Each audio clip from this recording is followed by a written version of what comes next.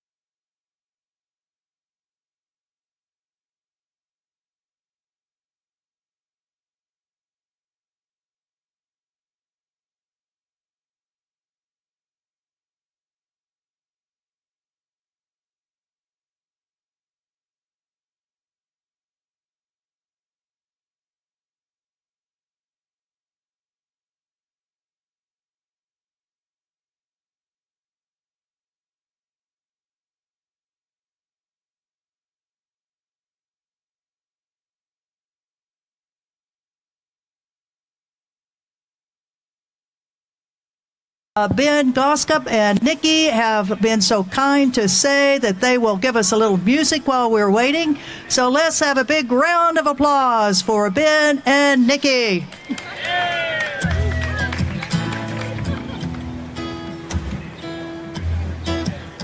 I mourned the Tiananmen martyrs, whose protests were brutally quelled.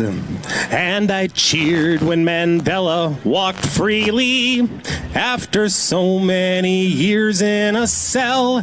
But Mr. Assange can die in prison. Those secrets were not his to tell. So love me, love me, love me. I'm a liberal. I attend diversity trainings, and I leave feeling so reassured. I love Oprah and Magic and Foreman. It's great seeing blacks become entrepreneurs. But don't go and join a new party. That's not the way to be heard. So love me, love me, love me. I'm a liberal.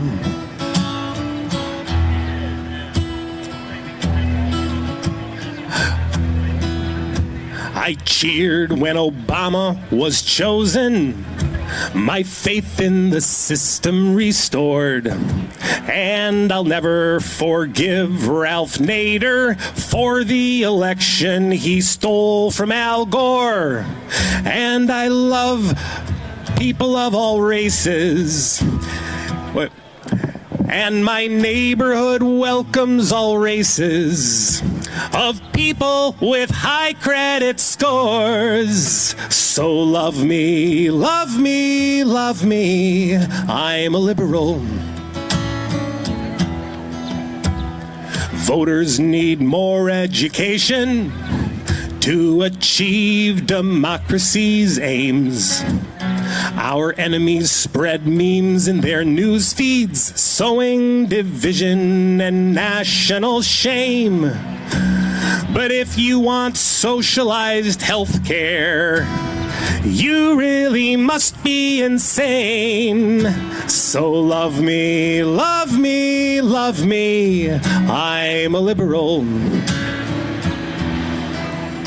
I listen to All Things Considered. I'd consider anyone's views. You know, I've read D'Angelo and Kendi, and I'm probably more woke than you. But when time came to take out Gaddafi, there was no one more red, white, and blue. So love me, love me, love me. I'm a liberal. Voters need more education.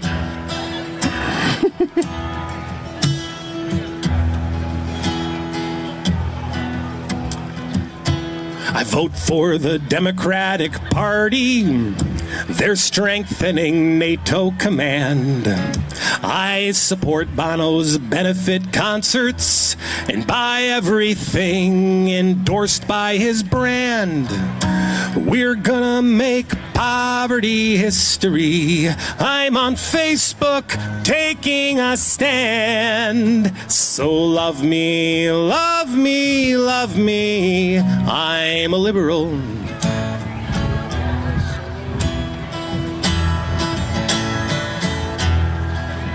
Sure, once I was young and impulsive. I wore every conceivable pin. I fought for a socialist future, which I actually thought we might win.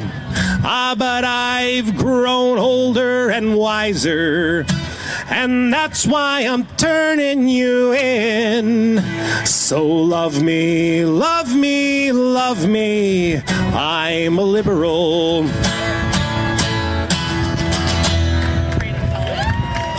All right, what'd you say? All right, they're starting to move. Let's do NATO. Come on up. Yeah, this song worked.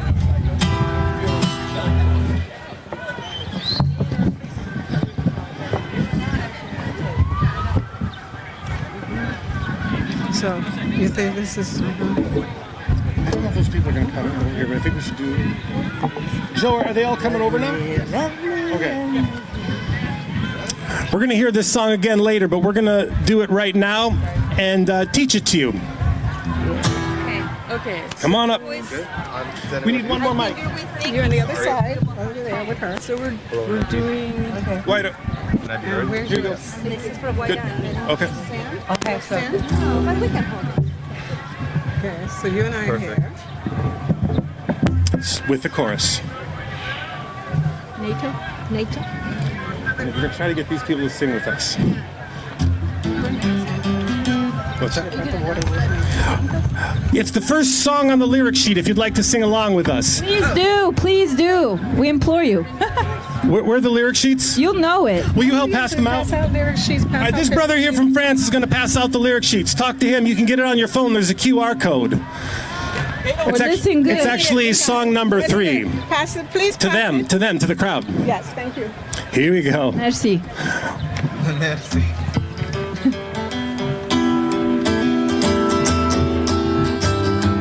We say NATO's got to go, got to go, got to go. We say NATO's got to go so the people can live in peace.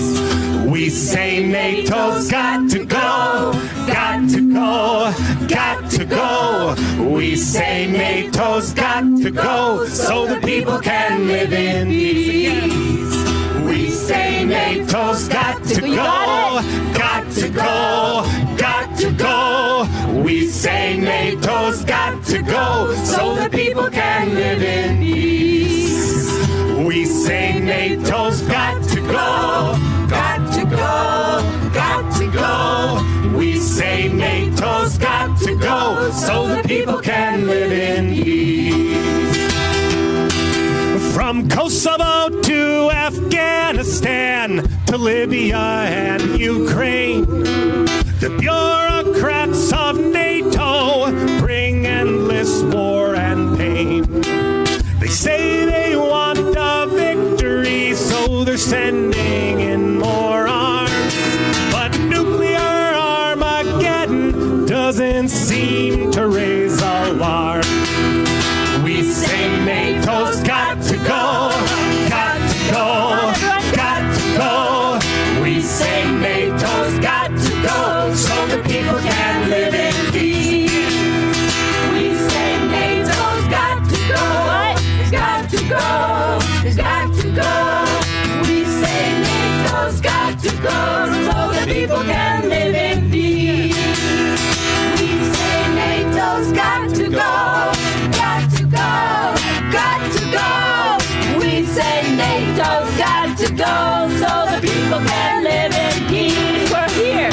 We say NATO's got to go, got to go, got to go. We say NATO's got to go so the people can live in peace.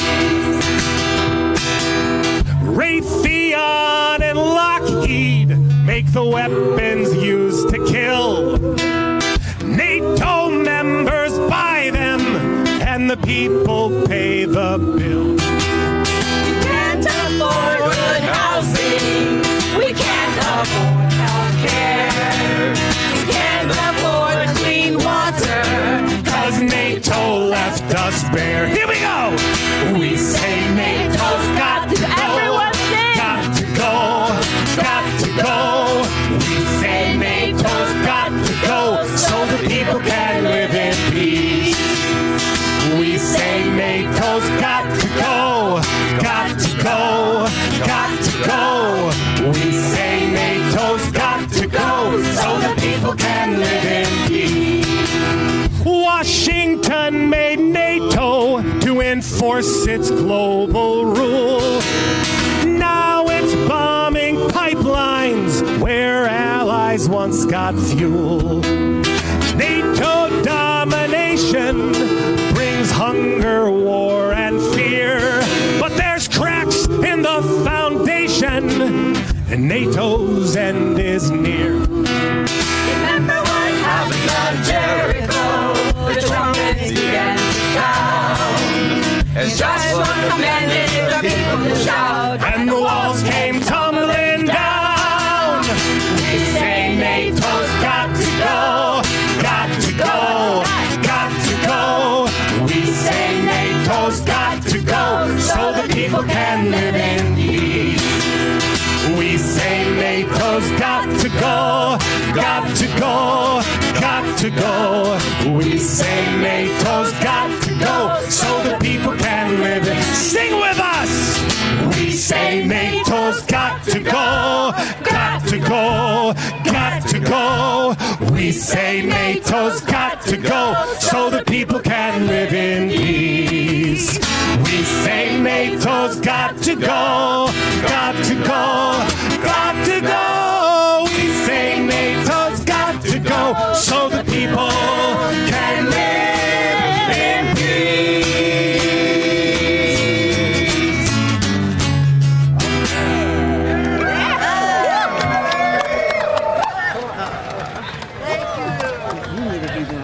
Thank you all. We'll have Ben up here just a minute. And thank you to Ben Gossip and the DC Workers Chorus. Let's give a big hand for the DC Workers Chorus. Yay! And thank you all for... What? Pardon me. The DC Black Workers Chorus. Thank you. Thank you. Yes, indeed. Well, we thank you all for coming to No to NATO, Yes to Peace, and Refuse NATO. Thank you for all the Refuse NATO folks who have just marched in. My name is Ann Wright. I'm a coordinator with David Swanson and 10 different organizations that have put on the No to NATO conference that we had yesterday, and I know the Refuse NATO has had an excellent conference yesterday afternoon too. So we are all here in great solidarity with No to NATO. A little bit? Okay, a little bit better? All right. Solidarity with No to NATO for sure. As I mentioned, we have 15 organizations that have been part of the No to NATO coalition, and I know that Resist NATO has, let's see, if you just count the banners, there must be 200 of them out there. So we thank you all, everybody from coming in from all over the country for this. I'm a retired U.S. Army colonel. Don't boo, please.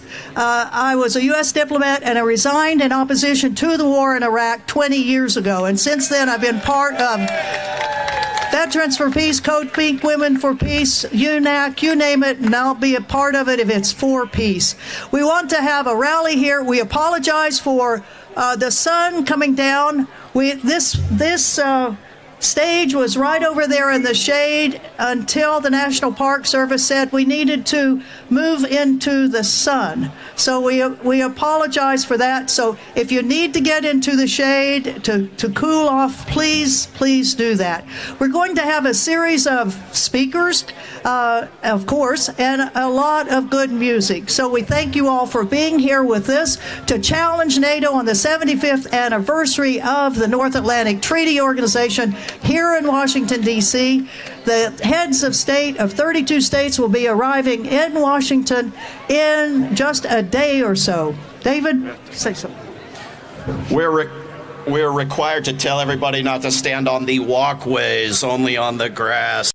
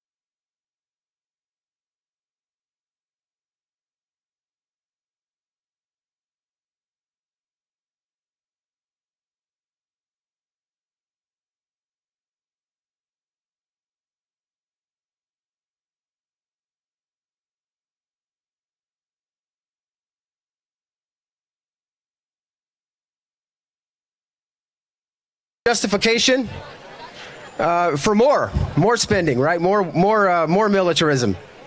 So the militarism fuels climate crisis, and the climate crisis fuels more militarism in a viciously unsustainable cycle. So all of this threatens our future, right? And the world that generations yet born will have to contend with. And one very important way that this is allowed to happen that isn't talked about enough is propaganda. It is crucial to enabling these global military operations. And we're inundated with propaganda, right? Our entire society, all around us, in a myriad of ways. Many of us veterans got a not-so-healthy dose of it, right? When a friendly neighborhood military recruiter approached a misguided teenager. Yeah, we've got something for you that you can be proud of, right? And so propaganda really is at the core of these NATO operations. But here's the thing, and this is evident all around us. This weaponized propaganda is less and less effective. The so-called global south, or more accurately, the people of the global majority, they have long been victims of NATO and Western thuggery. It's no surprise that they are not buying what NATO is selling. But now, even here, in the imperial core, in the belly of the beast, especially among younger people, it just isn't landing like it used to, right? A change is coming. I really believe that. I think we see that all around us. And the fact that there is this vicious backlash happening all around us is, I think, a sign of their desperation. Desperation and trying to maintain control. So we see the vicious smears, we see the prosecutions of truth tellers, the talk of TikTok bans and all this nonsense, right? The reprisals against student movements across the country that are rising up and not buying the Zionist line. Oh, and also, by the way, military recruitment is way down. They are in crisis mode. They cannot get their numbers up to a sustainable level, no matter how hard they try, and that's just heartbreaking, isn't it? So all of this is to say, it's because of these sustained efforts and gatherings like this that is making this happen. Slowly but surely. It might be a tired cliche to say that it's always darkest before dawn. It's easy to get overwhelmed by all the doom that we're facing, but the root causes are actually pretty few. It's really boiled down to a tiny elite who impose their will on the majority. Through economic exploitation, through corporate personhood, through the threat of violence, and through propaganda keeping us distracted and off balance and dumbed down. But a change is coming. Momentum is gathering, friends, and Goliath's days are numbered, and we are here for it. So let's keep up the pressure. Thanks for being here. No to NATO. Yes to peace. Thank you. Thank you, Joshua Shirley, National Vice President of Veterans for Peace. Now let's have somebody from the younger generation, Anastasia. Anastasia, who is a senior at Columbia University. Anastasia, where are you? Okay, come on up. Anastasia is a senior at Columbia University, international relations. She's been with the Nuclear Peace Age Foundation and many other things in her short life. Please, Anastasia. Thank you, Anne. Hi, my name is Anastasia, and I'm here representing the Nuclear Age Peace Foundation, an organization whose name clearly describes our vision, that of a just and peaceful world, one that is free of nuclear weapons. As a 21-year-old, with her whole life ahead of her, I wish to help build a world awash in peace, based on mutual trust, collaboration, communication, and honoring human values and all life on this planet. In 1963, JFK declared, "Let us examine our attitude towards peace itself. Too many of us think it is impossible. Too many think it's unreal. But that is a dangerous defeatist belief. It leads to the conclusion that war is inevitable, that mankind is doomed, that we are gripped by forces that we cannot control." President Kennedy's words could have been written at this very moment. with hate and mistrust having once again taken over the international relations order, a disorder based not only on might, but an obsession with brandishing nuclear weapons. Just this year, $100 billion were poured into nuclear weapons, with the vast majority of that spending coming from NATO states, mostly from the United States. By proclaiming that thermonuclear weapons assure us life and security, the core of NATO has been focused on increasing and modernizing Western nuclear stockpiles, enriching U.S. defense manufacturers, and spreading U.S. nuclear weapons around Europe through nuclear sharing programs. NATO's website actually reads that their nuclear sharing arrangements are at the heart of the alliance's deterrence and defense posture. The only way that NATO hopes to prevent war is by increasing the seriousness and the magnitude of its threats to its enemies. Investing desperately needed funds into weapons that must never be used is absurd. They can be reinvested into innovative climate technologies and into cleaning up sites of severe environmental degradation all over the planet, getting us closer to achieving global climate justice goals. We've yet to see the level of environmental action that we need, but the impact of public awareness about climate change on governments and corporations has been incredible. We must take inspiration from this. We must awaken the public to the absurdity of trying to prevent nuclear catastrophe by ensuring mutually assured destruction, to the absurdity of living on luck and praying daily that one of the more than 10,000 warheads around the world, some hundreds of times more powerful than the bombs dropped on Japan in 1945, doesn't go off by accident, triggering a nuclear exchange with no possibility of de-escalation. As an environmental activist myself, I ask all the young climate activists around the world to take up this issue with me. To learn the truth about nuclear weapons and how our leaders toy with plunging the world into nuclear apocalypse.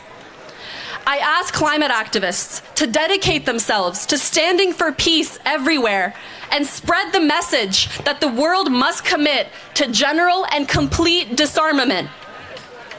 To believe that when carefully designed in stages, nuclear abolition is possible and is necessary.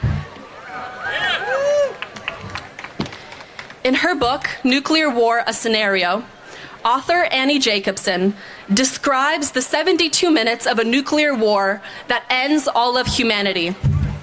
With hundreds of millions of deaths, radiation contaminating vast swaths of the planet, and nuclear winter leading to starvation of billions of people.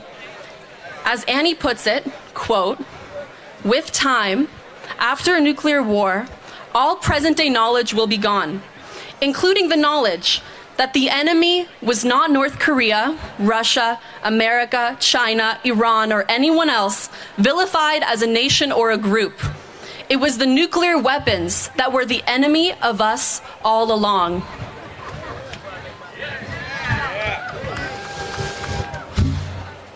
Let us understand that global peace, just like inner peace, must be actively built. It is not a byproduct of preparing for war and chaos. Peace is an existential imperative in the nuclear age. I am here asking you to bring the vision of peacemakers, mothers, fathers, and children around the world into fruition, to work towards a world based on mutual trust, collaboration, and honoring the human values that connect us all. In this world, weapons of mass destruction no longer threaten humanity's very existence. Thank you. Way to go, Thank you. Anastasia. That was excellent. Excellent. Thank you. Yeah, now there's a good young peace activist saying no more to these nuclear weapons, something that we've got to keep pushing, because right now our government's on its way to, what is it, a $1.5 trillion renovation of our nuclear warheads. We got to stop all that. We've got allies, though, all over the world, and one of the allies we have right now is in Germany. We have a member of the German parliament, Seven Dagdalen, who is here. She is a part of the NATO parliamentary committee. That means she gets to sit in on NATO parliamentary meetings, and she gets to give a point of view that they don't hear very often. She is also one of the persons who has submitted testimony in the Nicaraguan lawsuit against Germany for its weapons that are going into the genocide of Gaza. So give it up for Seven. Thank you, Anne. Thank you, dear friends. I'll bring you the solidarity greetings from the peace movement, from peace-loving people from Germany. And I thank you to having me here on this protest right in front of the White House against the NATO. We say no to NATO, yes to peace. As NATO marks its 75th anniversary on the eve of its Washington summit, three of its great myths are unraveling. First myth is that NATO is a defensive alliance, abiding by international law. In reality, dear friends, over the last quarter century, NATO has waged unprovoked, illegal wars of aggression against Yugoslavia in Europe and in Libya in Africa. And the United States, the leader of this NATO alliance, invaded and occupied Iraq in a catastrophic adventure, to name three notorious examples. Second myth, that NATO stands for democracy and the rule of law. This is just bullshit. The reality is that NATO has never, ever had a problem with counting military dictatorships of fascist regimes among its members. Portugal, one of NATO's founding members, murdered thousands of Africans in its colonial wars and tortured hundreds to death in concentration camps. That was never ever a problem for this particular collective of shared values, they say, just as Turkey, Erdogan's Turkey, with its support for jihadist groups, terrorist groups in Syria, poses no particular ethical problem for it today. The third myth is that NATO is a community, a collective of shared values, and stands for human rights. In reality, the wars conducted by the United States of America and its allies over the last 20 years alone have killed 4.5 million people, as calculated by researchers of the esteemed Brown University in the US. The torture and detention camp at Guantanamo Bay Naval Base is still in operation to this day. My friend, the journalist Julian Assange, was tormented nearly to death for 14 years because he had published evidence of US war crimes.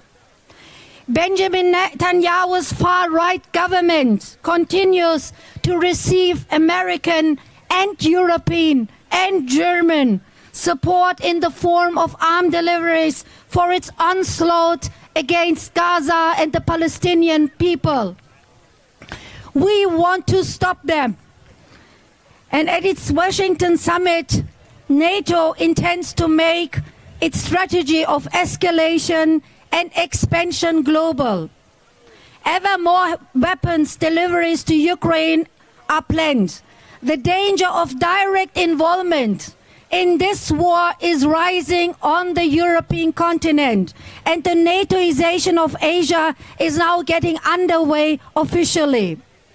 With its bilateral agreements, NATO is now seeking to expand its hegemony in Asia to pit itself against China. we, dear friends, have to stop this strategy of NATO escalation and expansion in Asia. And if you want to know what character NATO has, you only have to look at the fact that NATO unconditionally supports the far-right government of Benjamin Netanyahu in Israel, and these war crimes started against the Palestinian people in Gaza. And if you want to know what character NATO has, you only have to look at how the NATO General Secretary Stoltenberg torpedoes every initiative for peace in Brussels and also do the administration in Washington and in Berlin. And that is a shame. The plan is escalation, no negotiations, no peace. And we need to stop the killing in Ukraine. Therefore, we need an immediate ceasefire. And we have to stop the killing in Gaza too. And we need a ceasefire in Gaza too. And I know, dear friends, ceasefire is not everything. But everything is nothing without a ceasefire. And I have to tell you something, because Anne mentioned this. It is such a shame that the German government has in fact such a central role in this war, ongoing war in Gaza. Germany is the second most important arms supplier for Israel after the United States. From 2019 to 2023, 30% of all arms to Israel, they came from Germany. And in 2023, after October 7th, the figures, they rise up to 47%. 37% of the arms import in Israel, they are coming from Germany. And especially because of our history, I think it is just shameful to send for this war in Gaza more German weapons. And therefore, I would love to coordinate with you guys in the United States. Stop arming Israel from the United States and from Europe.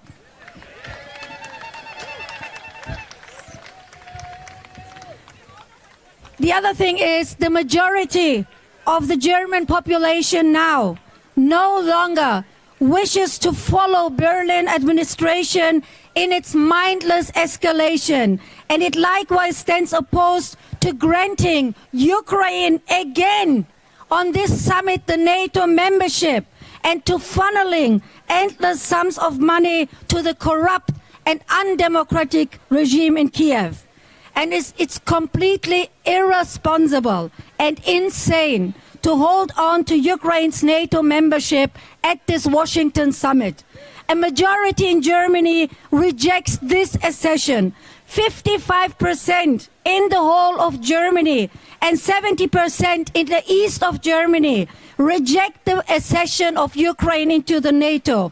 Our governments, dear friends, are doing politics against their own population.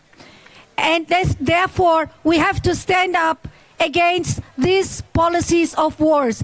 We need peace instead of NATO. We need, at long last, to stand up for democratic and popular sovereignty and to reject the indignity of being a vassal state of Washington, which is just about all we have gotten from the ruling coalition in Berlin. Peace, not NATO. Thank you very much. Thank you. So much. Well, thank you so much, Seven. It's great to hear a politician talking like that, isn't it? Yeah, we need more politicians to say no to NATO, resist NATO. And you know, in our U.S. Congress, we have a lot of people that are going in to tell our U.S. congressmen and women, no more to NATO, no more genocide, no more U.S. complicity in Gaza. And one of the groups that has been coordinating going into Congress. How many of you all have been going into Congress to say no more genocide in Gaza, no more complicity? Raise your hand if you have. Well, one of the leaders of getting people into Congress for the last 8 months has been the co-founder of Code Pink Women for Peace, Medea Benjamin. Go get him, Medea. Thank you. So let me see a show of hands. How many of you would like to see negotiations to end the war in Ukraine? Well, guess what? You would not be welcomed by NATO. In fact, how many of you know who Viktor Orban is? A not very super democratic leader of Hungary, in fact, quite authoritarian, good friend of Donald Trump. But guess what? He decided, he's the head of a rotating council of the European Union, and he decided that he was going to try to do something to get the sides together. So he went to Ukraine and talked to Zelensky. Fine, right? But then he did the unthinkable. He went to Russia to talk to Putin, and all hell broke loose. In fact, in Politico yesterday, they said leaders from the north, south, east, and west of the European continent savaged him for going to Moscow to talk to Putin. That is because NATO does not want to see an end to the war. In fact, the war gave NATO a new lease on life. The war actually pushed the NATO countries in Europe to spend 18% more on the military than they were doing before the Russian invasion. The war in NATO allowed U.S. presidents, whether it's Donald Trump or Biden, to push that more of the NATO countries spend the 2% of their GDP on the military. So now, of the 32 countries, 23 of them are now spending over 2% on the military. Now, where do you think that money comes from? It comes from us, and in Europe, it comes from what is left of a safety net there. The universal healthcare system that is now in tatters in many European countries. The free education through college that is now in tatters in many European countries. Because the U.S. and NATO want Europe to be like the U.S., spending more and more of the people's money on the military. And we say no. That's why we say no to NATO. I also want to ask you, what is the richest county in the United States? Anybody know? All right, what state is it in? Virginia, right. Loudoun County, Fairfax County. These are the richest counties in the entire United States. Where does that money come from? The Pentagon. That is coming from the Pentagon. And so I think we could think of NATO as a gigantic money laundering scheme to get more and more money from the people, from us and from our European brothers and sisters, to go into military. In fact, the head of NATO, the Secretary General, is bragging that NATO allies in Europe are going to spend $120 billion more on U.S. weapons. And I want to end by telling you what the NATO Secretary General, Jens Stoltenberg, did recently, which is he went to a production facility of Lockheed Martin. Boo! Let's hear the boos for Lockheed Martin. Lockheed Martin, the company that's making the F-16s, the F-35s, the C-130s that are bombing people in Gaza every single day, the Hellfire missiles that are bombing people in Gaza every single day. And he went to this facility, and he said, this unelected leader went and said, what you do in this facility every day makes NATO stronger and the world safer. This unelected leader said, on behalf of the 1 billion people across NATO, allied countries in Europe and North America, thank you for everything you do.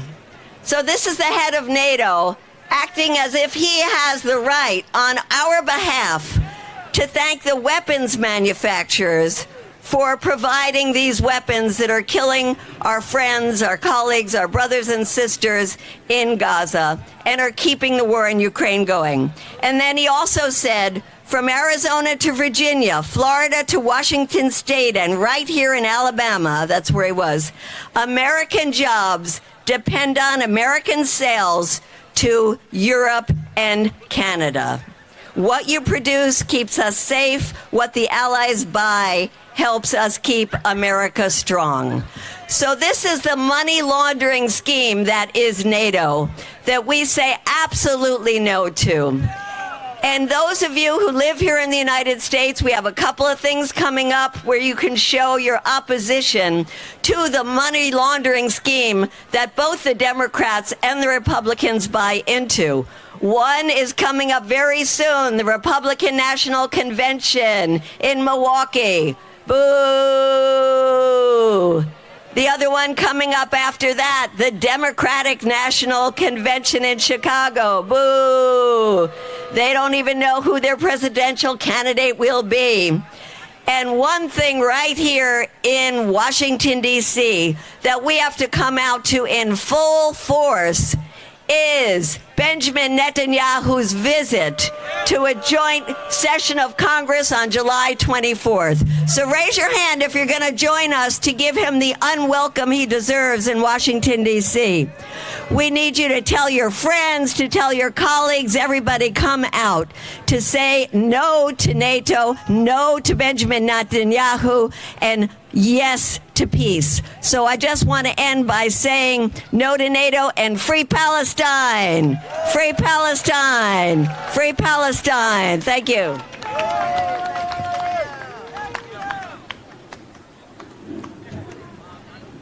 All right. Thank you, Medea. We appreciate the enthusiasm in going after all of these evil people in the U.S. Congress and around the world. If you haven't seen her on the various social media, going after them one by one by one. Watch that. And also she and the next speaker, David Swanson, who is the executive director of World Beyond War, Work, Roots Action, and many other peace organizations. They just have a new book out on NATO, and we invite you to come to Busboys and Poets on Tuesday night, 6 to 8, and they, plus 7, who has a book out in German, and we hope we're getting English editions of it.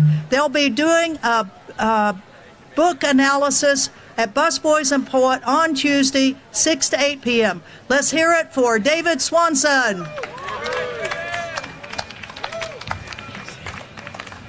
Thank you to Ann Wright. Thank you to Medea Benjamin, who is right about everything, including that NATO is first and foremost a weapons dealing institution. It has more staff working on weapons deals and funnels more money through it for weapons than anything else it does. This is what NATO does, not prop up and support and defend democracy. NATO sells those weapons to the worst dictatorships on the planet. No secrecy about it. I think when we do these events, we should acknowledge two things, not one. One, that we're on land that was sustainably inhabited by indigenous people, and two, that we're on land that is being baked, cooked, broiled, fried, and steamed by the Pentagon. By the Pentagon putting our money into environmentally disastrous war making and war preparations when we need it for useful things. That Secretary General of NATO that Medea was talking about, not too long ago, he said that the reason Russia invaded Ukraine was that NATO insisted that Ukraine was going to be in NATO and wouldn't exclude it. This was why Russia invaded Ukraine. And nobody has accused him of loving Putin and being in the pay of the Russian government and supporting Russian war making. They've just pretended he didn't say it. Right? This is what happens if you're the Secretary General of NATO. If you're the President of the United States, who thinks he runs NATO and thinks NATO runs the world, A couple days ago, he said, I'm running the world. He can't tie his own shoes, and he's running the world because of NATO. You take away NATO, you take away the cover of these dozens of other nations that provide this facade of legitimacy for U.S. crimes, and he's not running anything beyond a bedroom in the corner of that house. They're getting a new Secretary General. I want to quote this guy as well, something he said not too long ago. What can we say to make it look like Israel is not committing war crimes? There's nothing they can say to make it look like that. People have eyes and ears. They can believe. We have independent media. We have journalists risking their lives so that there is nothing they can say. But one thing they can try to say. 2 nights ago, we had an event here about no to NATO, yes to peace at Busboys and Poets restaurant, and a corporate television network came and interviewed a couple of us, and they included, surprisingly, some good seconds, but the headline was, the police in Washington, D.C. are beginning to get afraid of the anti-NATO protesters. This is the danger. You all are the danger, not NATO. Not the normalization of a buildup to a nuclear apocalypse, not the creation of military spending as a private good, not the demand from this unelected hack that governments of the world put more of their people's money into weaponry as a civic duty. That's not dangerous. The doomsday clock being closer than ever to midnight and Ukraine wanting to escalate, and the two people debating, as they call it, each other for the position of running the world spent more time debating their golf game than they did on who was going to get Europe to pay for the apocalypse. This is what NATO does to us. The danger is not you. The danger is not me. The danger is not standing up and speaking the obvious truths. The danger is this war machine that discovered in Bosnia and Kosovo and Afghanistan and Iraq and Libya and Gaza that it can do anything it wants, that it can take trillions of dollars and put it into senseless devastation and get away with it and call itself the law enforcers. This was the actual headline. Law enforcement worries about NATO protesters.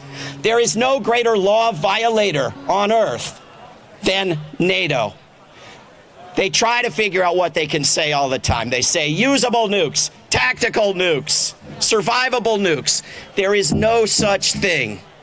We have to stop believing in anything that they try to tell us. We have to stop allowing the proliferation. We have to stop allowing the war rehearsals. We have to stop allowing the buildup of more members and more partners. And we have to call them out on this nonsense of a bridge to later NATO membership for Ukraine. Because there's not going to be a bridge to survival for humanity if they keep that up. So thank you for being here in this military-created heat. No to NATO, yes to peace.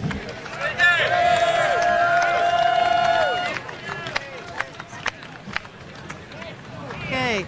Thanks, David Swanson. Thanks for those words. No to NATO. No to NATO. Yes to peace. No to NATO. Yes to peace. No to NATO. Yes to peace. Well, next we need more music in this movement. And speaking of movements, we want to thank the Movement Infrastructure Project, who is doing all the sound for us, that built the stage. Actually rebuilt the stage because they had it over in the shade, and then we were forced to move so you all would be in the sun. Right now we have Ben Goskup and the One DC Black Workers Center Chorus for some music to get us moving. Welcome, friends. My name is Ben Groskup. We've passed out lyric sheets throughout the crowd. I bet you got it in your bag. And we passed these lyric sheets out so that you could sing with us. And in order to sing with us, we want to invite people to come forward. If you need to stay in the shade, or get a little group together in the shade if you need to stay in the shade. But this song is called No More Sacrifice Zones, and it's the first song on your lyric sheet. The song was inspired by a book by Chris Hedges in 2012, Days of Destruction, Days of Revolt. No more sacrifice zones, because NATO militarization of the whole planet is turning this entire planet into a sacrifice zone. But this story, friends, starts with the colonization of this continent, places like Pine Ridge. Sing with us.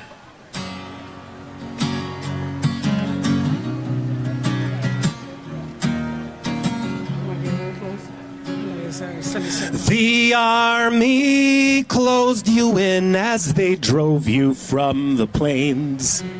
They're turning your homeland to a sacrifice zone. The company took the uranium, just the fallout remains.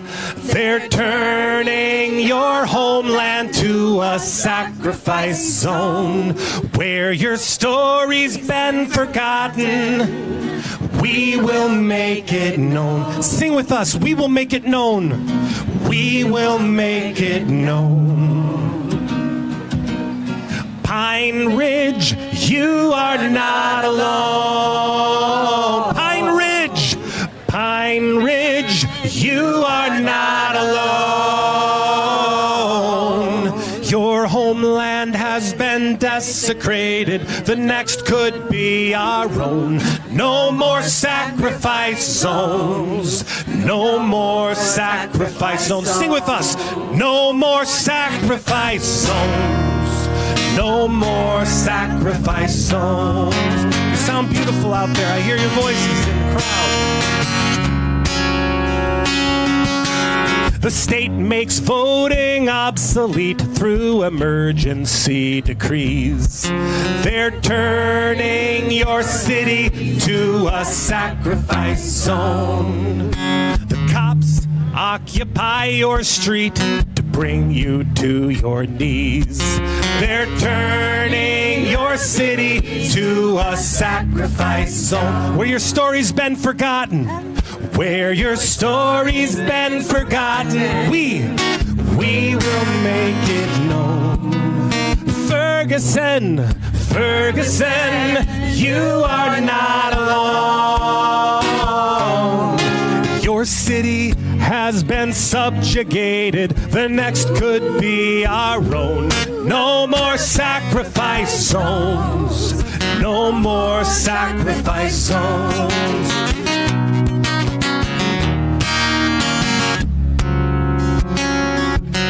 The coal men blew the mountain, killing everything nearby. They're turning your region to a sacrifice zone. The state refuses to help your people as you watch them die. They're turning your region to a sacrifice zone where your story's been forgotten. We will make it known. Appalachia, Appalachia, you are not alone. Your region has been desolated. The next could be our own. No more sacrifice zones. No more sacrifice zones.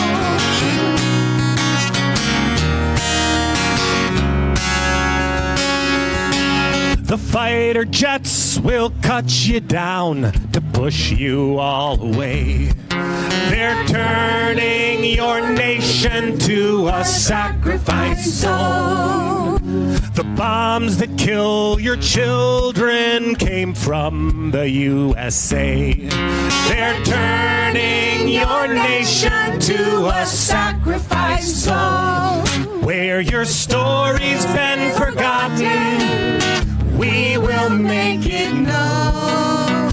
Palestine, Palestine, you are not alone. Your nation has been decimated. The next could be our own.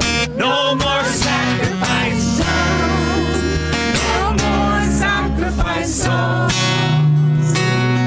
Where your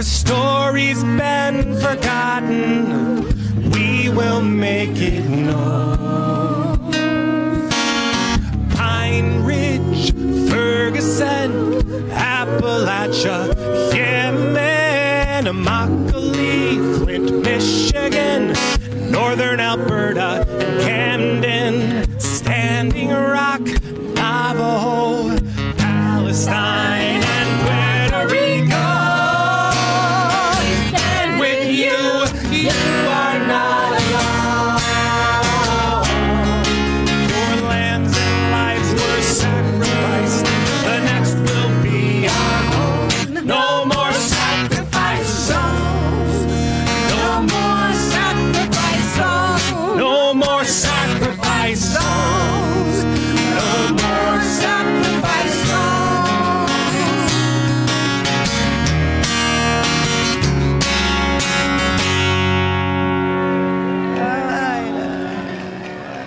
Thank you. Tell us about the Black Worker Center Chorus. We're the Black Workers Center Chorus. We're an open membership, meaning the more the merrier. We rehearse on Tuesday evenings in Washington, D.C. at one of our members' houses. Please feel free to approach us. Ask any one of us in the white attire or Nikki too about a rehearsal. Even if it's not a formal one, just come sing with us anytime as individuals too.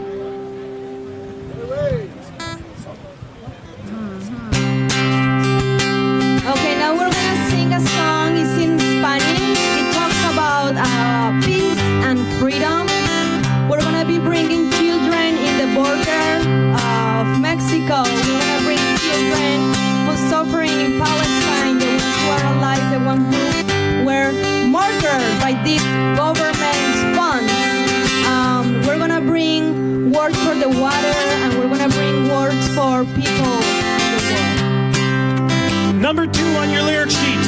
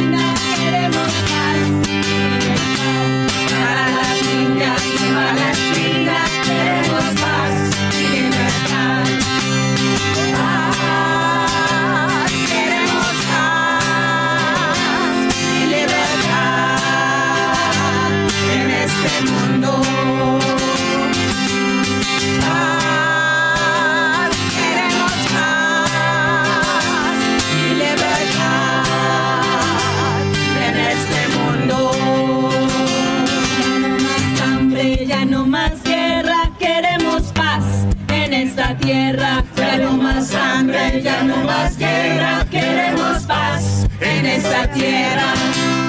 Paz, queremos paz y libertad en este mundo. Paz, queremos paz y libertad en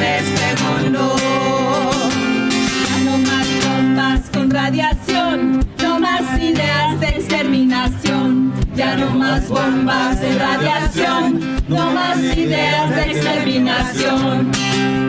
Paz, queremos paz y libertad en este mundo.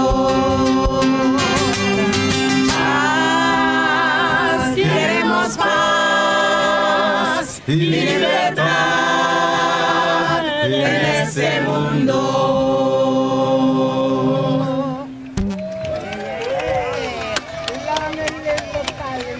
For the last song of this set, we're going to do number 3 on your lyric sheet. We say NATO's got to go. Friends, we say NATO's got to go. This song uses a melody from the African-American spiritual tradition, a song called Joshua at the Battle of Jericho. You may know this melody, so please sing with us. And we're going to invite you to join back again the front stage. I know it's sunny, but people around the world are suffering under the sun too. And it will be great if we all can get together again and put all our voices together for the people who's over there in that White House to our right can listen all our voices together. So please stand up and join us for this last song. We want to hear everybody's voices. Come forward, friends. Come forward. We say NATO's got to go. We need your voices up here. We need to hear each other. We need to hear each other. Let's do it up here at front stage. If you have a health issue, please stay safe. This is We Say NATO's Got to Go.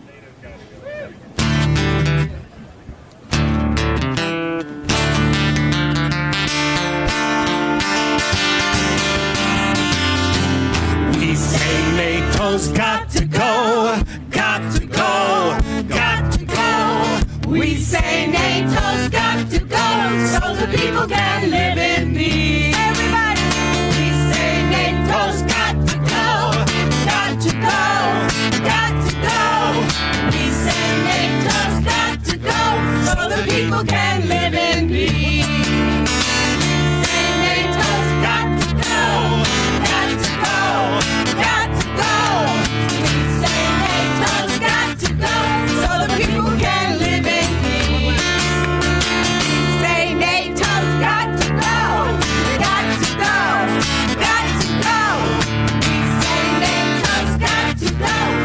People can live in peace.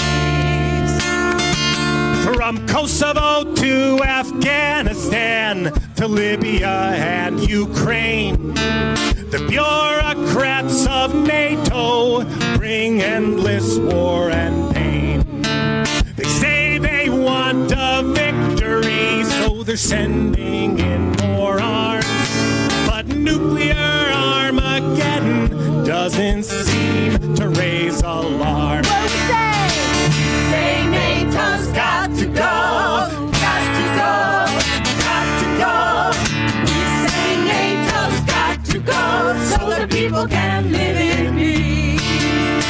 We say NATO's got to go, got to go, got to go. We say NATO's got to go so the people can live in peace. Raytheon and Lockheed make the weapons used to kill. NATO members buy them, and the people pay the bill. We can't afford good housing. We can't afford healthcare. We can't afford clean water, 'cause NATO left us bare. We say NATO's got to go.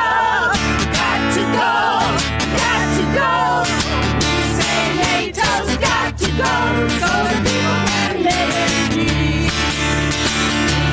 NATO's got to go, got to go, got to go. NATO's got to go so the people can live in peace. Washington made NATO to enforce its global rule. Now it's bombing pipelines where allies once got fuel. NATO domination brings hunger, war, and fear. But there's cracks in the foundation NATO's end is near. Happened at Jericho, the trumpets began to sound. Joshua commanded the people to shout, and the walls came tumbling down. He said, NATO's got to go, got to go, got to go.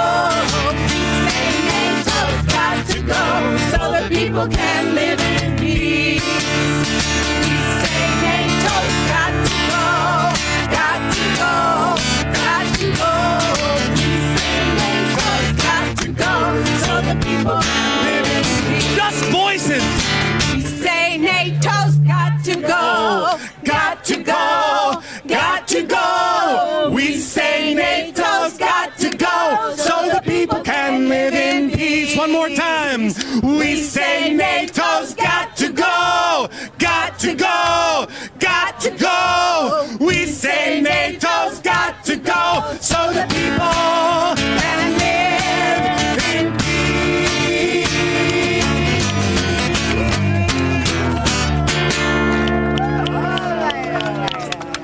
Thank you.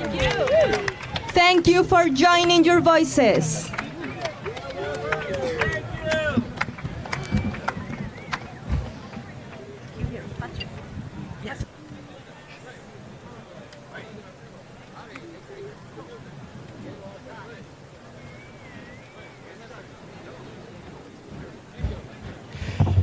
NATO has got to go, and we got to get going. We got lots of great speakers. We're going to go to them fast and go through them fast. And up next from UNAC, United National Anti-War Coalition, Joe Lombardo, and from Resist NATO Coalition, Cody Urban. Hello, everybody. I will be quick because we can't stay out in the sun forever, but I appreciate everybody who did stay on this hot day. Yesterday, the Zionist entity that they call Israel bombed a UN school in Gaza, killing dozens of children and other people. This is the third UN school that was bombed in Gaza in the last week. It's not just the Zionists that are responsible for this genocide. The man who lives there, Genocide Joe, it's his bombs, it's his planes, it's his money, it's our money. He is just as responsible. Raise the microphone a little, it's hard to hear.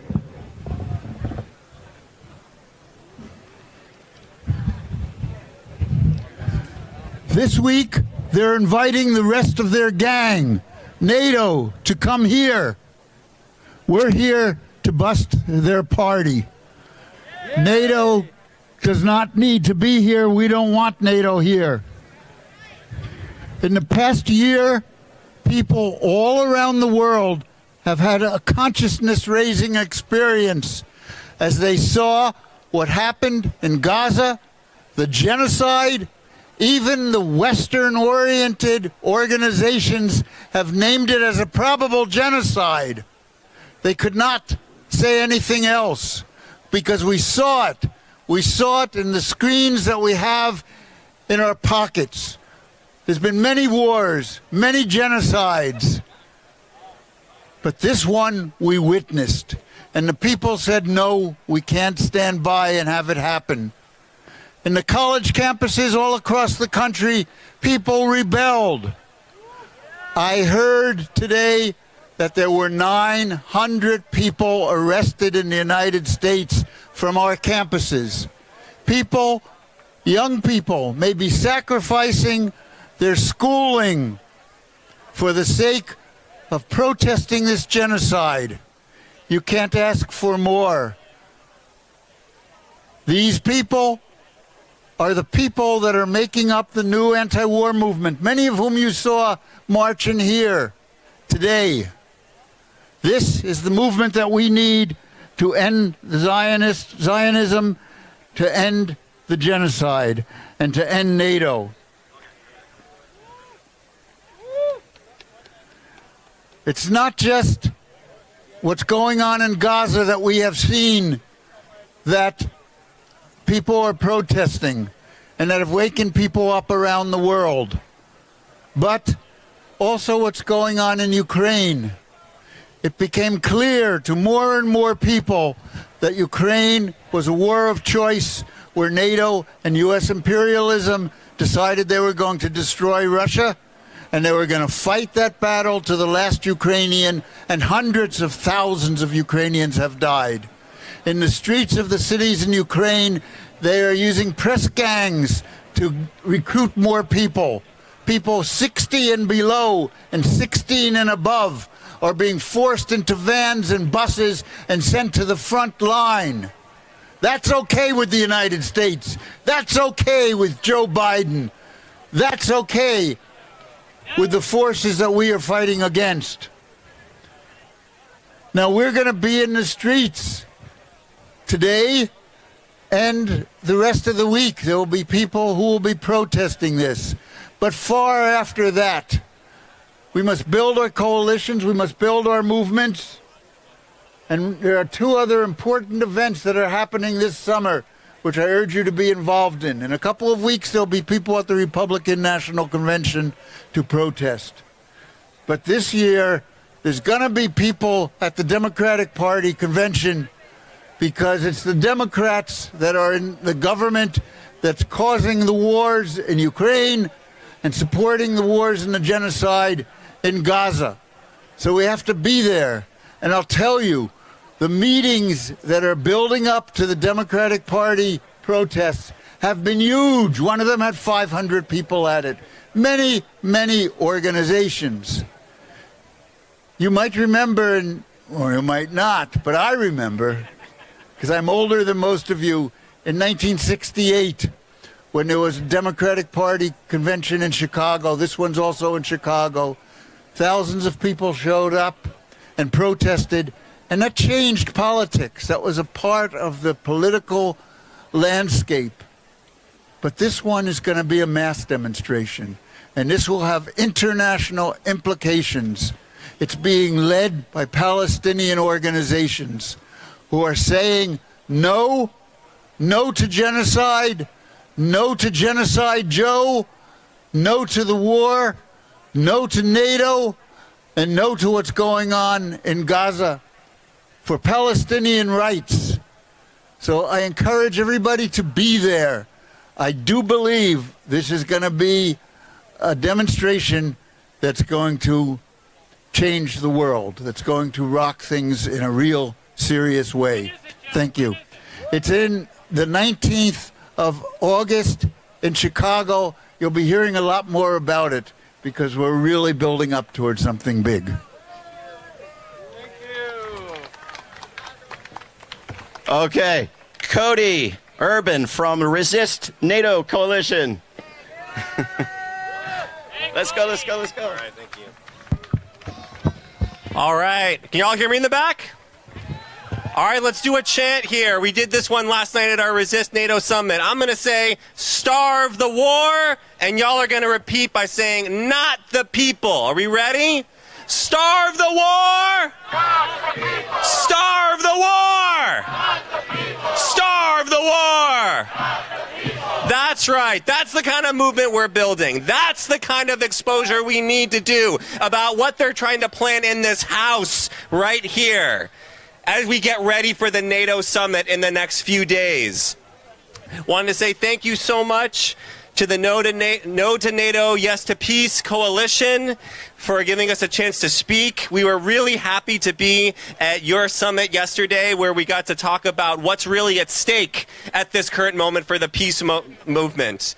We're also really happy to see some of y'all at our summit in the evening where we continued the conversation and talked about what kind of movement can we build together. That's the kind of that's the kind of movements that we brought here to DC and we wanted to build with all of us together. So my name is Cody Urban. I'm a member of the International League of People's Struggle, which is one of the leading conveners of the Resist NATO Coalition. Resist NATO is a coalition of anti-war organizations, peace organizations, national liberation organizations, workers' organizations, migrants' organizations that have all come together on the point of unity that NATO is a threat to all of our existence. So the past speakers here did a really great job laying out what actually is happening at the NATO summit these next few days. What I want to talk about is, what does this mean for us? What does this mean for the peace movement here in the U.S. moving forward? We know that the United States is losing. It's losing everything that it once held on to in the world. It's losing economic power. I mean, who here has had their rent go down in the last few years? Not me. The U.S. is losing politically. Diplomatically, it is isolated. It is isolated because the world is seeing its unending support for a genocidal regime that has been waging a war on Palestine for over 75 years. The U.S. is isolated because it has been shown time and time and time again that when there is a vote for peace in the United Nations, even when it is the only member raising its hand to veto, it is quashing it. That's what it did in Ukraine when there was countless opportunities for peace when the war started. It would phone Kiev and tell them, don't worry, we'll keep sending you arms. Keep fighting. And it has done that to the point where there are over 320,000 dead Ukrainians and Russians since then.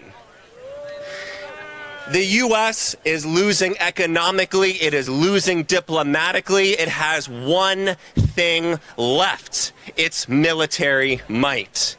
The United States is preparing to wage all-out war to keep its failing position as the world's #1 superpower. That's what this NATO summit is about. That's why they're talking about more money to Ukraine. It's not about peace. It's about, quote unquote, winning the war. There's no peace in that kind of war. That's why they're having a forum on the Indo-Pacific. Last I checked, NATO stood for North Atlantic. It's nowhere near the Indo-Pacific. That's because NATO was not just about the North Atlantic. NATO is everywhere. NATO's not about peace. It's about counter-revolution. It's about attacking whoever it wants for this White House to still remain on top. So what does this mean for our peace movement? What was really great about our Resist NATO summit that we had last night is we talked about the movement for a just peace must connect with all of those who are waging a just struggle for their liberation. Because peace is about self-determination. Peace is about sovereignty. Peace is not just the absence of violence for a little bit of time. It is about creating a new system where we don't have to decide if we're going to pay for school or go to the doctor. Or if we have to choose between paying rent or buying food today. So the kind of movement that we're building is one that gets us all together. And we are building this every single day. Just last weekend in San Diego, California, members of the Resist NATO Coalition were also involved in the International Cancel RIMPAC Coalition. We took over 500 people to the streets of San Diego against the U.S. bases. And now we're here, hundreds in the street against the NATO summit. So this is the movement that we want to build with you. This is the movement that resists NATO, that no to NATO, yes to peace, and all the people need to unite behind. We want to thank you again. Our coalition, we have a closing program that we need to head off to very soon. So we can't stay for the full ending of this program here, but we want this to be a beginning. Because we did something here. When NATO celebrated their 75th anniversary, we did not give them a warm welcome. Let that be remembered. Let's keep fighting back until all conditions of war are gone from this world. All power to the people. Long live international solidarity. We are very privileged to have with us here from Belgium, Ludo de Brabander, who has been organizing No to NATO events at NATO summits around Europe for years and years. He is spokesperson for the organization Frede, which means peace. Ludo, come to the stage. Dear friends, comrades, I'm from Belgium, and it's the host nation for both NATO's political headquarters and SHAPE, that is the military headquarters that commands all NATO operations worldwide. And unfortunately, we also are a country that hosts US nuclear bombs at a military base in Kleine Brogel. It's clear NATO is a key driving force of global militarization and armament. It has been said already many times. The eastward expansion of NATO in Europe caused enormous tensions with Russia. The decision to include Ukraine as a future member of NATO was an act of self-fulfilling prophecy, and indeed a provocative move that prompted Russia to invade Ukraine. And that's not me that says this, but it's NATO Secretary General Stoltenberg himself who said it last year in front of the European Parliament. The policy of confrontation against Russia and China, which NATO refers to as systemic rivals, is making the world more unsafe. It's fueling a dangerous arms race and increasing the risk of nuclear war. Military interventions by NATO or its member states helped destabilizing former Yugoslavia, Afghanistan, Iraq, Libya, Syria, and go on, for which the population pay a heavy economic and human toll. In short, NATO is not interested in peace. In Ukraine, it refuses to take or support diplomatic initiatives that could prevent further bloodshed, knowing that continuing the war will not restore Ukraine's sovereignty over the territory. The same illusions NATO presented us with during the war in Afghanistan, which ended in a debacle. NATO's outrage at Russia's aggression against Ukraine stands in sharp contrast to the political and military support given by several NATO member states to the Israeli genocide policy, genocide war in Gaza. Dear friends, last month, NATO Secretary General Stoltenberg proudly announced that today 23 member states spend at least 2% of their GDP on their military apparatus. According to a recent, 2 weeks ago, report, the military spending of European and states and Canada increased with 18% in 1 year time. The nuclear-armed states of NATO are responsible for 2/3 of world military investment in nuclear weapons. We have enough of NATO's militarism and war policy. We want a real security policy that meets people's basic needs, that is committed to diplomacy and disarmament, and takes into account the security interests of other states. The world doesn't need rising military spendings and more deadly weapons. What people need is more investment to fight poverty, disease and climate change. No peace without justice. Stop NATO, stop militarism. Free Palestine and all oppressed people in the world. Thank you.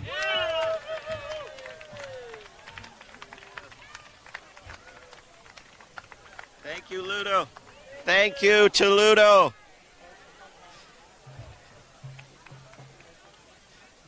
Is Jackie here? I don't see her. Let's bring up Alain Roy, who is with us from France, an organizer in the Movement for Peace, Vice President of the International Peace Bureau, and may have some news from France of the moment to share as well. Yes, I am here from France to bring you the support of French pacifists for your demonstration against NATO and for peace. But we have good news from France. The far right has not won.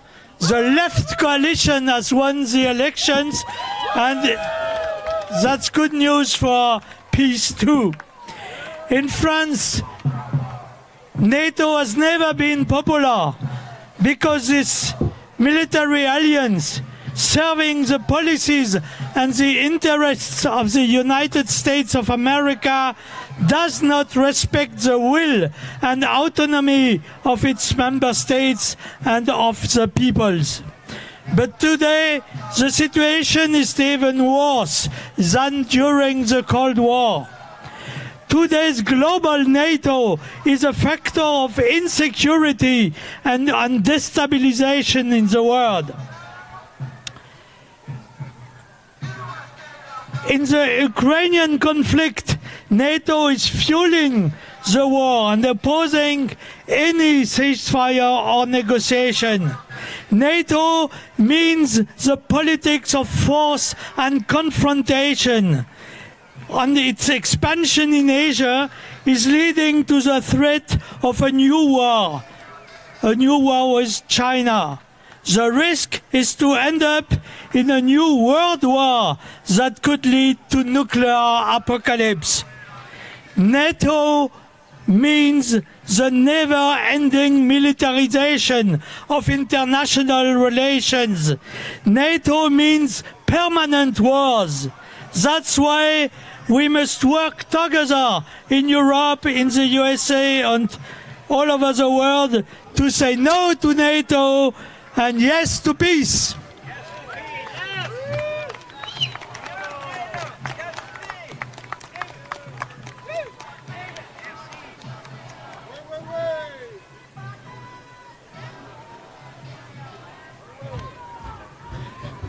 We can bring up now, all the way from Norway, our good friend Tore Norland, who bikes for peace around the world, and at the moment here in Washington, D.C. Tore. Thank you very much. I'm so delighted to be here today, and I was walking with you people for a few days. It was so great to walk here in Washington, D.C. I'm sorry to say I come from Norway.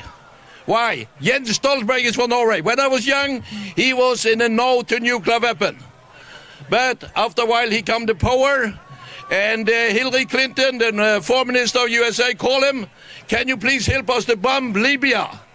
And so they bombed Libya, and they killed 100,000 people there back in 2011, I think, or 12. And after that, he got a job as a general secretary in NATO. Shame on him or shame on NATO what it did to Libya and to the Iraq and Afghanistan. It's terrible what we do to the human being on this earth. So yes to peace, no to NATO. And we have to continue. Back in the 1980s, we biked against nuclear weapons in Soviet Union, America. We get rid of a lot of nuclear weapons from 80,000 to 13,000. We have to do the same now, walk and ride for peace, because the politicians in this world today are blind. They have no vision. We need to get new politicians in the White House and in other parliament over the whole world. So please keep on your great work. Thank you for letting me coming here, and I will end my speech and say we need to go to Kyiv, we need to go to Moscow and talk with them and say peace on the earth is the most important for the people today in Gaza. People in Ukraine I talked to this morning, they said please work for peace, and the same for people in Russia told me, and the same for the people in Gaza. Keep on your great work, and God bless you. Thank you, Tore. Thank you, Tore. We're going to have some more music, but we need our musicians. Where are they? If we can't have our musicians, let's have... Here comes Ben. Ben, NATO's got to go. Thank you, David.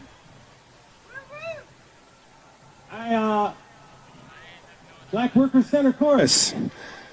No basta rezar. Okay, it's on your lyric sheets, friends. Take out your lyric sheets. This one is in Spanish. It's called No basta rezar. It's not enough to pray. All right, it's the guitar. Tell them about the song. Yeah. So, explain. Can you explain the song? Yeah. Thanks for all sticking around in this heat. Let's orient a little bit this direction. You guys can stay in the shade, and we'll orient a little bit toward you. How's that sound as a deal? This song has been sang for a few generations. It's very well known in Guatemala, or as we sometimes call Guatemala. And it's in Spanish, but what the lyrics translate to in English is that no, we will not stop. We will not stop praying, in the sense of we will not stop. It is not enough to pray. Need a little guitar? No basta rezar. Number 4 on your lyric sheet. Number 4. Need some guitar.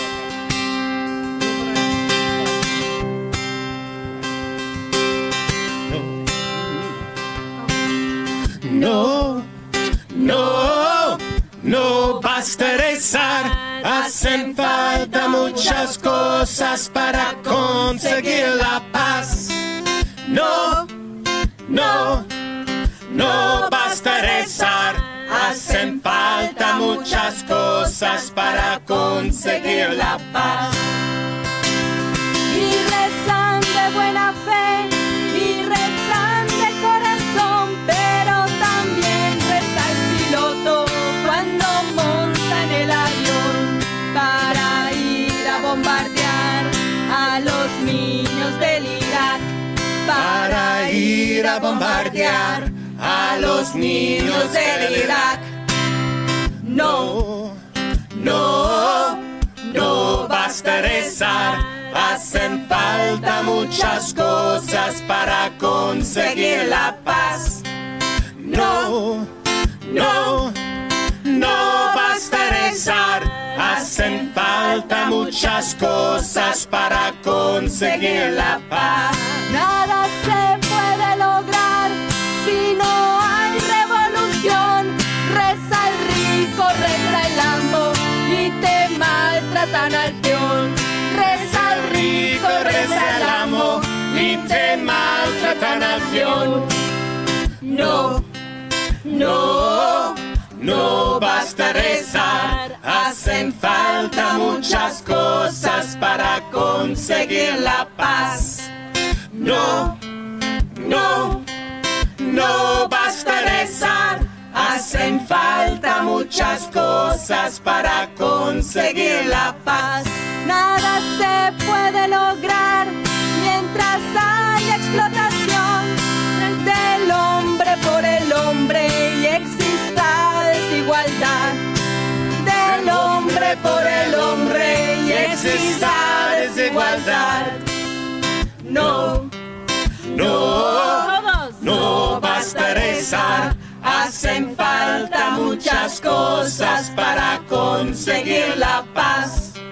No, no, no basta rezar. Hacen falta muchas cosas para conseguir la paz. En el mundo no habrá paz mientras haya explotación de la mujer por la mujer y exista desigualdad. De la mujer por la mujer y exista desigualdad. No, no, no basta rezar. Hacen falta muchas cosas para conseguir la paz. No, no, no basta rezar. Hacen falta muchas cosas para conseguir la paz.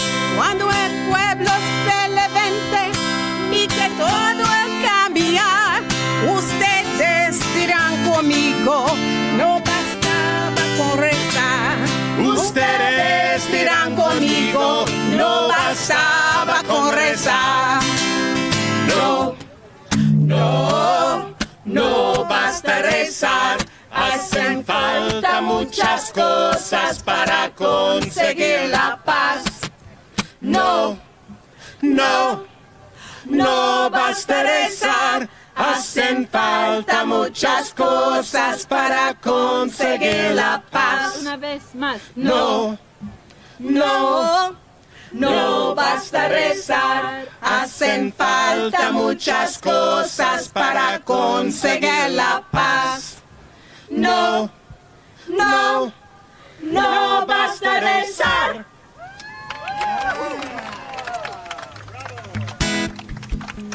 Friends, here's a song that I wrote for the student movement to free Palestine. It's called Shut Down the System Now. The sing-along part's real easy. Let's hear it. Shut down the system now. You, shut down the system now. Shut down the system now. Woo! I came here for school so I could be an engineer. Shut down the system now. My professors tried to steer me. I came here for school so I could be an engineer. Shut down the system now. They want to use me as a tool, designing high-tech weapons gear. Shut down the system now. But I want to use my brains for pursuits that bring me pride. Shut down the system now. Not making fighter planes for the Gaza genocide. Shut down the system now. We're gonna shut down the system now. We're gonna shut down the system now. Raise up your fist and show you can resist them. Shut down the system. Raise up your fist and show you can resist them. Here we go. Hey, raise up your fist and show you can resist them. Shut down the system now. So I considered a career with a politics degree. Shut down the system now. And my professors tried to steer me to the U.S. Embassy. Shut down the system now. Where the policy is made so Uncle Sam can be on top. Shut down the system now. Even if when we invade over 1 million bodies drop. Shut down the system now. We're gonna shut down the system now. Come out and shut it down. Shut down the system. Shut it down for Palestine. Raise up your fist and show you can resist them. Shut down the system now. So I gave it one more try and took a full course in PR. Shut down the system now. Where I learned a reason why life in school is so bizarre. Shut down the system now. When students won't be swayed by standard Zionist cliches. Shut down the system now. There comes a Hasbara brigade to set their young careers ablaze. Shut down the system now. We're gonna shut down the system now. We're gonna shut down the system. Shut it down for Palestine. Raise up your fist and show you can resist them. Shut down the system now. As my disenchantment grew with my university. Shut down the system now. I realized it was true. I am much more than my degree. Shut down the system now. For I've learned to stand up for the oppressed and my own rights. Shut down the system now. Standing in the way of war in the campus square each night. Shut down the system now. We're gonna shut down the system now. We're gonna shut down the system. Shut it down for Palestine. Raise up your fist and show you can resist them. Shut down the system. Let's do it again. Shut down the system now. We're gonna shut down the system. Shut it down for Palestine. Raise up your fist and show you can resist them. Shut down the system. Shut down the system. Shut down the system now.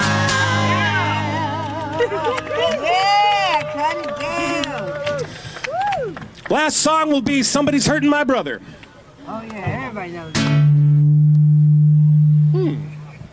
Who's tired of NATO? Of NATO? Who's tired of NATO? It's going far too long. Can you say it? It's going far too... Again. It's gone far too long.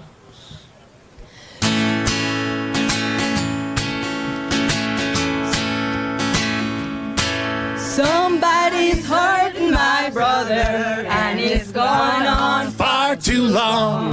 Yes, it's gone on far too long. Yes, it's gone on far too long. Somebody's hurting my brother, and it's gone on far too long. And we won't be silent anymore. My sister, somebody's hurting my sister, and it's gone on far too long. Yes, it's gone on far too long. Yes, it's gone on far too long. Somebody's hurting my sister, and it's gone on far too long. And we won't be silent anymore. Shooting the children. Somebody's shooting the children, and it's gone on far too long. Yes, it's gone on far too long. Let me tell you, it's gone on far too long.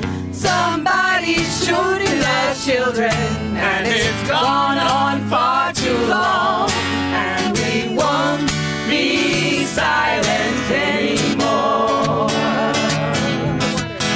Somebody's poisoning the water, and it's gone on far too long. Yes, it's gone on far too long. Gone on far too long. Somebody's poisoning the water, and it's gone on far too long. And we won't Be silent anymore. Bombing the people. Somebody's bombing the people, and it's gone on far too long. Let me tell you, it's gone on far too long.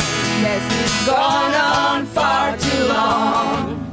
Somebody's bombing the people, and it's gone on far too long. And we won't be silent anymore. And we won't be silent anymore. And we won't be silent anymore.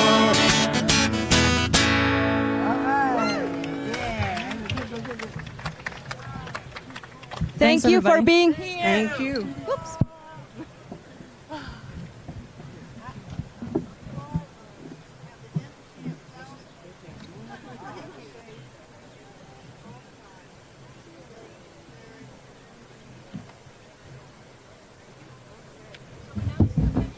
Yeah, I sure will. Thank you.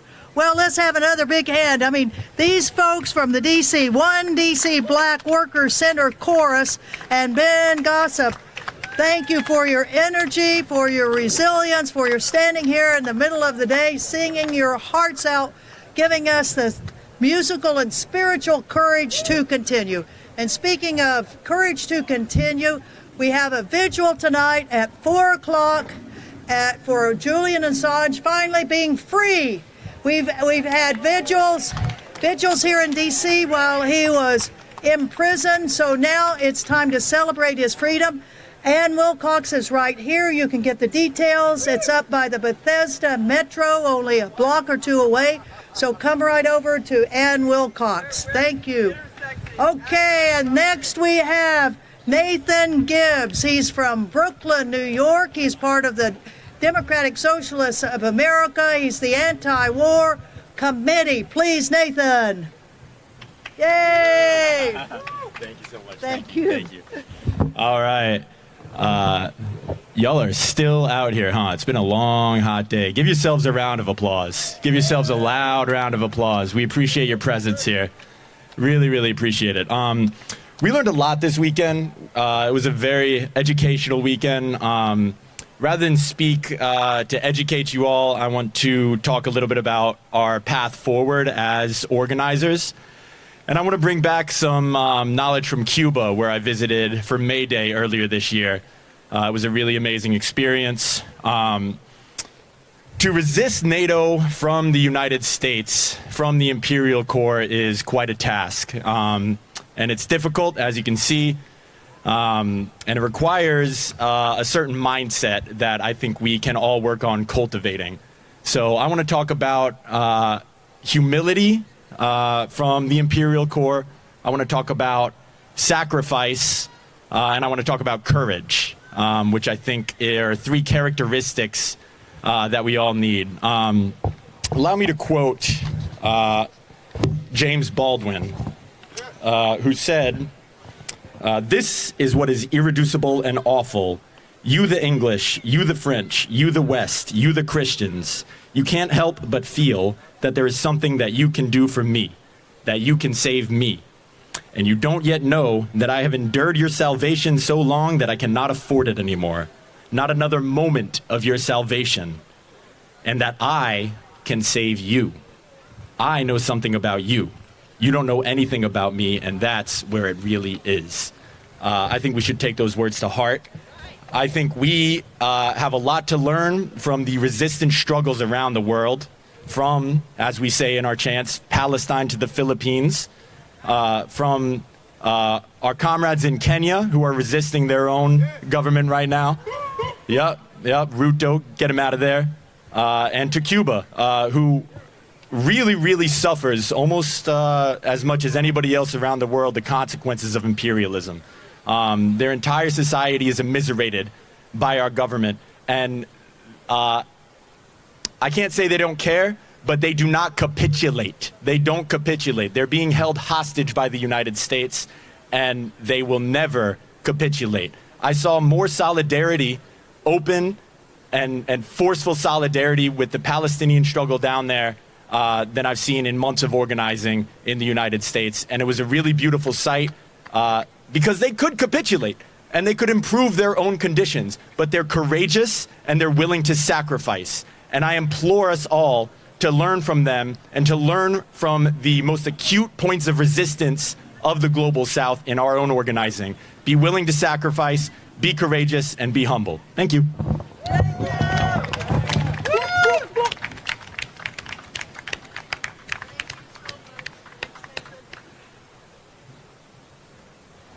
Okay, thank you, Nathan. And next we have from the UK, we have John McGrath, who is from the Campaign for Nuclear Disarmament, one of the very first organizations in the world to challenge nuclear disarmament. Come on in, or challenge nuclear weapons and let us disarm them.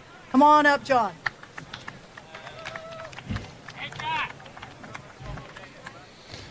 Hello, everybody. I'm going to be really brief because it's super, super hot, and everyone's been out for a long time. I just want to say that I'm a U.S. citizen, but I've been living in the UK for 10 years, and this is my first time back in 9. And the first thing that struck me was the homelessness problem here in the U.S. And in the UK, we have, the NHS, the National Health Service, and this country has nothing. So one of the campaign points for the C&D is nurses, not nukes. And it's telling that we have, in this country, we have the biggest military budget in the world by far. About half of the weapons in the world come from this country. And then lastly, C&D has been part of the big Palestinian demonstrations that you might have caught that have happened in London.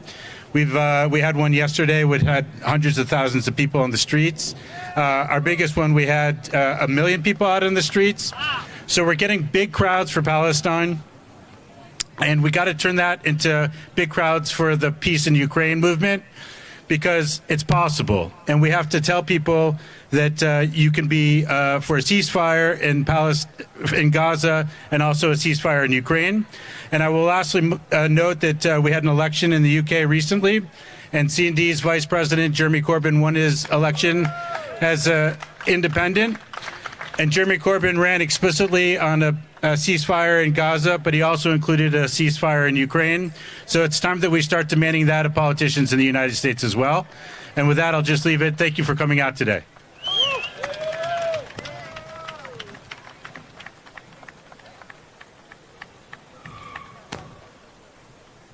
Well, John, welcome back after 9 years being away. My goodness. Well, right now we have representatives from the Women's League for International Freedom. It is the oldest women's peace organization in the world. Please come on up, Diane Blaze and Cheryl Spencer. Please, go right ahead. Hi, I'm Diane Blay, and I'm in WILF, Women's International League for Peace and Freedom, founded in 1915 by Jane Addams, who won the Nobel Peace Prize. And so WILF believes in peace. Peace. We want peace. We don't. We want to negotiate. We don't want any war. So for that, we're here. We feel NATO is a big bully. It has this group that people think is good and has a nice brotherhood and a unity, but they have united to coerce countries to donate money and to do bad things and have war. So we are not for them. And I am going to now introduce Cheryl Spencer.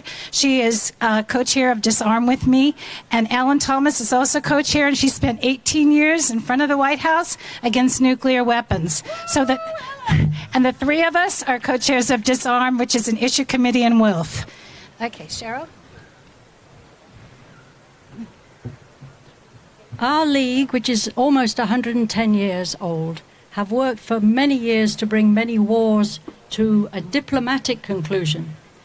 And I note that many of the wars of the last 30 years have been provoked by the United States government, and the US has invaded other countries and fought them and bombed them, and they were often aided by NATO troops and their bombs. And who paid for these unnecessary attacks on other countries? You all. Your tax dollars, trillions of dollars coming from our taxes, have paid for these wars. There is no military solution to the wars in Ukraine and in Gaza, only diplomatic ones that acknowledge the security interests of all stakeholders. WILF has consultative status with the United Nations, which means we have official standing there and they can take advice from us. And so we advocate for the peaceful solutions to the many problems that affect women and girls.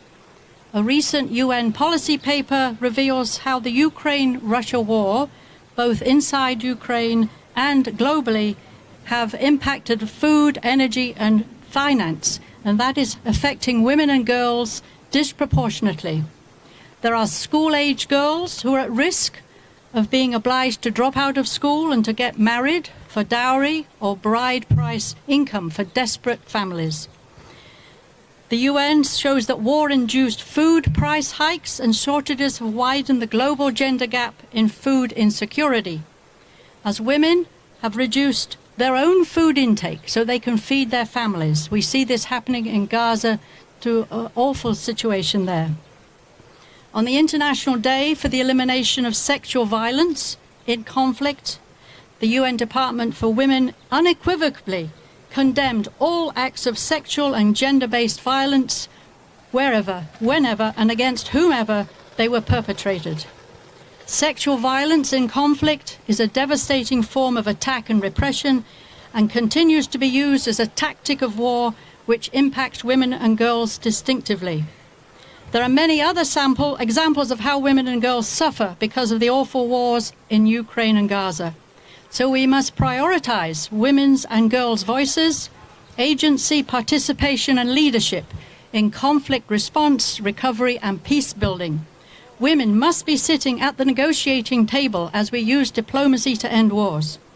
The world is teetering on the brink of a nuclear war, and we may fall into one because President Biden has authorized limited strikes inside Russia using US weapons and satellite technology.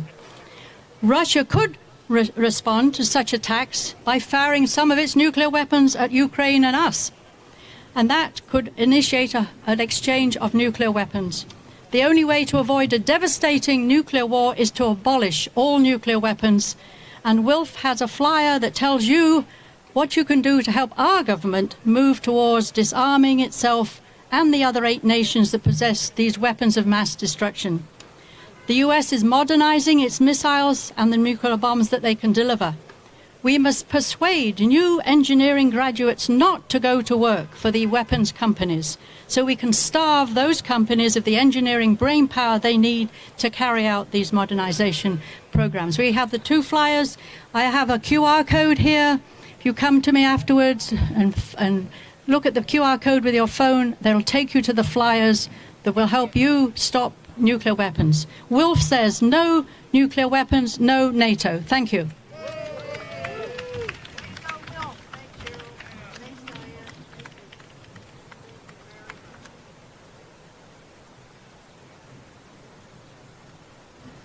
Yay, great words from the Women's International League for Peace and Freedom. No more nukes, no more nukes, no more NATO. And we have a person that's coming up next, Rainer Braun, who's been one of the great activists of all of Europe for years. He's been part of the No to NATO network, and he has a message from another friend of ours who's been one of the co-coordinators of No to NATO. So, dear friends, no speech any longer. Only 2 points. First point, we are never really successful on our activities, but we have some successes in the last days. The first success is, and this is the biggest one, Julian Assange is free. This is our success. The second success is Jeremy Corbyn was re-elected against the whole fight of the stupid Labour Party. Our second success. And the third success is today. The French left was winning the elections. No one was believing that. It happened. So when we are united, when we are active, we can win, we can continue our fight for war, against war and for peace. Let's take it. Resist to NATO. Let's fight together for peace, united, and all of us. We will win at the end. It is needed, and we will take it. Let's fight together. Resist to NATO. We will win. Thank you.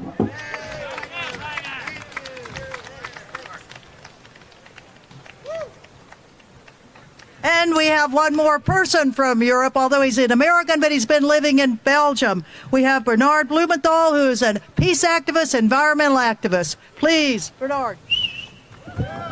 Hello, everyone. It's very nice that you're spending your day out in the sun listening to us. And I'm going to make this as short as I possibly can. Hello, my name is Bud Blumenthal of the NATO Surveillance Committee of Brussels, Belgium. The NATO Surveillance Committee warmly welcomes all the EU activists who have come from all corners of this world for the Counter Summit and the associations inside of the United States who are mobilizing to make heard the voice of intelligence and reason of those who want to put an end to war. In Belgium, my adopted country, the peace movement is particularly troubled because NATO headquarters is in Brussels. There are headquarters in Mons, in the south of our little country, and there are American nuclear weapons deployed in the north. And as we all saw during the Gulf War, the port of Antwerp is an essential entry point for American troops and military equipment. Brussels is also the headquarters of the European Union, which, as we all know, is very close to NATO in its geopolitical alignment. In other words, in the event of war, my adopted country would be one of the first legitimate targets. It is said over and over that NATO protects us, but in fact, as I and my children here in Brussels know, NATO literally puts us at risk, the highest ultimate risk, that of being a nuclear target. In Belgium, as in the rest of Europe, perhaps here in America too, the peace movement has been plunged into great confusion since Russia's entry into open warfare in Ukraine on the 24th of February 2022, but that is nothing new. My organization, the NATO Surveillance Committee, was born in 1999 in the aftermath of NATO's attack on the former Yugoslavia, the so-called Kosovo War. Actually, Kosovo lies at the root of the Ukrainian conflict. The anti-war movement was divided between those who fell for NATO's propaganda about Serbian atrocities and the alleged genocide in progress, and those who saw NATO and the Serbs as each other's enemies. They said neither NATO nor Milosevic There were those also who denounced the war propaganda. They placed NATO's aggression within the global geopolitical framework of imperialism's assault on the rest of the world, which is in service of the perpetuation of Western hegemony.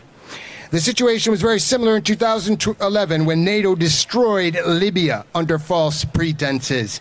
At that time, many of our comrades were panicked by the war propaganda. Many others shouted, "No to NATO, no Gaddafi." Now there is no NATO. There is no Milosevic. There is no Gaddafi, but NATO is still here.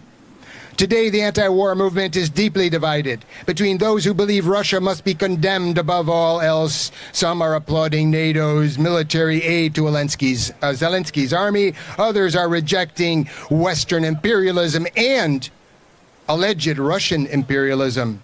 There are those, and this is the position of my organization, for whom it is essential to identify the root cause of this war. We must place it in the general framework of NATO wars and to realize what exactly is at stake in this Ukrainian conflict. This is a war between NATO and Russia using Ukraine as a battleground. The war in Ukraine did not start on the 24th of February 2022. It began before the coup d'etat of 2014, the 8 years of repression and bombardment of the Donbass. This was carried out by, among others, certain units of the Ukrainian army, the neo-Nazi inheritors of Stefan Bandera, the ultra-nationalist Nazi collaborator. With the end of the Cold War and the dissolution of the Warsaw Pact, NATO, instead of disappearing, along with the official raison d'etre, its reason for existence, has continued to strengthen and expand right up to Russia's doorstep. The current war is the disastrous outcome of decades of confrontation, domination, and the denial of the idea of mutual security. I'll say that again. The idea of mutual security, an idea that is implicit for NATO partners, but not recognized as crucial for Russia. And this war is only part of a much larger one. Behind the West's hoped-for defeat of Russia lies the expected war with China. As Boris Johnson bluntly admitted only a few weeks ago, if Ukraine falls, it will be a catastrophe for the West. It will be the end of Western hegemony.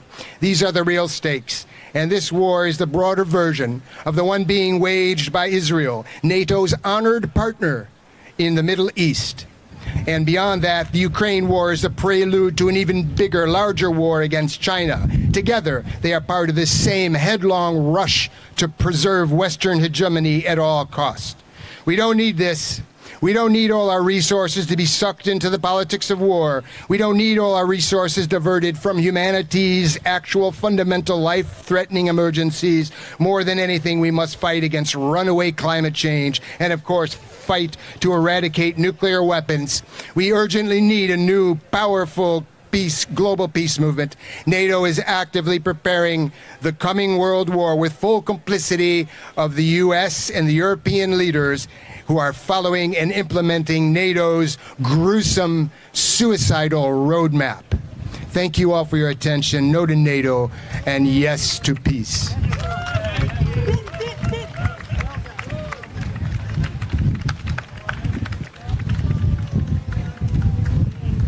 Okay, well, we are toward the end of our wonderful, wonderful opportunity to be together. We saved the best for last. For the last speaker, we have the International Peace Bureau's Executive Director, all the way from Berlin, Germany. We have Sean Connor. Please come up.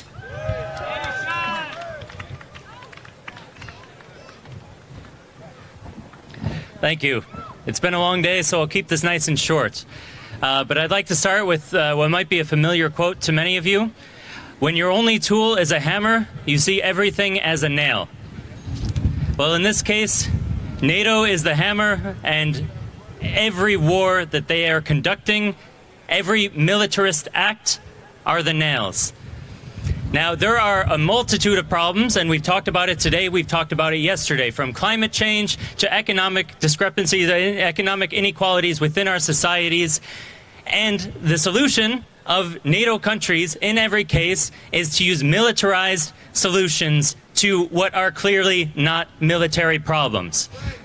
So, the answer is that we need to, above all else, vocalize what those alternatives are. When we say no to NATO, we say yes to peace, because there are plenty of tools in our kit besides the hammer that we can use to resolve the multiple crises, overlapping crises that we as a society are facing. And as long as NATO continues to exist, the only tool that the US and the NATO allies in Europe will use are military tools. And this will cost lives, this will cost the Earth as a whole. Climate change, environmental degradation, the world is falling apart, and it is because we only have learned how to use the hammer. Thank you very much. Thank you everyone for being here today. Let's go forward and use every other tool that we can against NATO and for peace. Okay. Well, Sean was good to his word. Short, sweet, and so important. So as we say no to NATO, yes to peace, we want to thank all of you all for hanging in there. It's been a hot, hot day. We've had wonderful, wonderful speakers. We want to remind you that this is not it. It's not all over. The heads of NATO are coming in on Tuesday, on the 9th, or actually on the 8th. Tomorrow, the 8th, they'll be coming in. We hope we have some activities there. We definitely are going to be out in front of the Washington Convention Center on Tuesday, Wednesday, Thursday. Remember, Tuesday night at 6 o'clock at Busboys and Poets for our book readings from 7 for her book on NATO, and Medea and David for their book on NATO. So we've got lots of things to be doing. Keep track of what's going on all over the city. Again, we want to thank the Movement Infrastructure Project for hanging in there with us, for setting up everything, for moving at once on behalf of National Park Service gave us this wonderful time to be in the sunshine. So for us, we want to thank again the DC Black Chorus, the Workers' Chorus, for